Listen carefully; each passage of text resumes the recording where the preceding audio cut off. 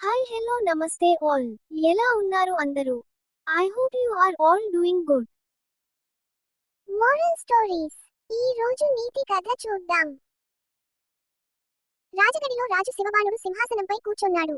రాజకుమారుడు విజయ్ బంగారు ఖడ్గంతో మైదానంలో కత్తి చప్పుడు చేస్తూ ప్రయోగాలు చేస్తూ కనిపిస్తున్నాడు. నరసింహరావు మంత్రివర్యుడు.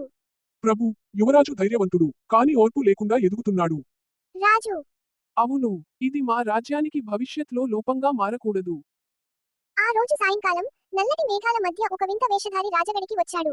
అతను అగ్నివేశుడు, మాయల మాంత్రికుడు. అతను రాజుకి ఒక బంగారు బీజాన్ని చూపాడు. అగ్నివేశుడు. ఈ బీజాన్ని యువరాజు నాటితే మొలకెత్తాలి, కాని ఇది ప్రేమ, ఓర్పుతో మాత్రమే మొలకెత్తుతుంది. రాజు అంగీకరిస్తాడు. రాజకుమారుడు విజయ్ అహంకారంగా నవ్వుతూ బీజాన్ని తీసుకుంటాడు.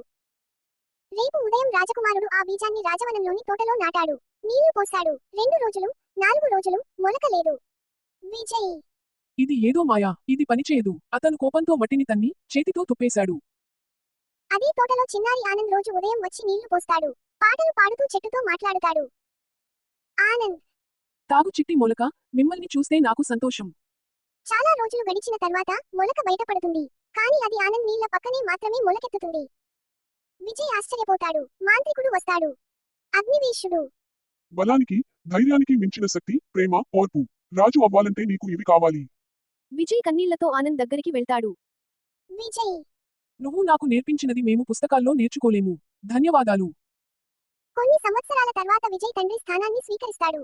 ఇప్పుడు అతను ఓర్పుతో, ప్రేమతో పాలించేవాడు. తోటలో మొలక పెద్ద చెట్టవుతుంది. ఆ చెట్టుకు శాంతి వృక్షం అనే పేరు పెడతారు. రాజ్యంలో సంబరాలు. అందరూ ఆనందంతో బతికే రోజులు వచ్చాయి. బోధన. Moral of the story. ధైర్యం ఒక గుణం, కానీ ఓర్పు లేకపోతే అది ఖాళీ ఖడ్గం. ప్రేమతో మరిగిన నీళ్లు మాత్రమే జీవితాన్ని మొలకెత్తిస్తాయి. Please like, share, comment and subscribe to my channel SS Creativity and నా insta page SS Rental Jewelry.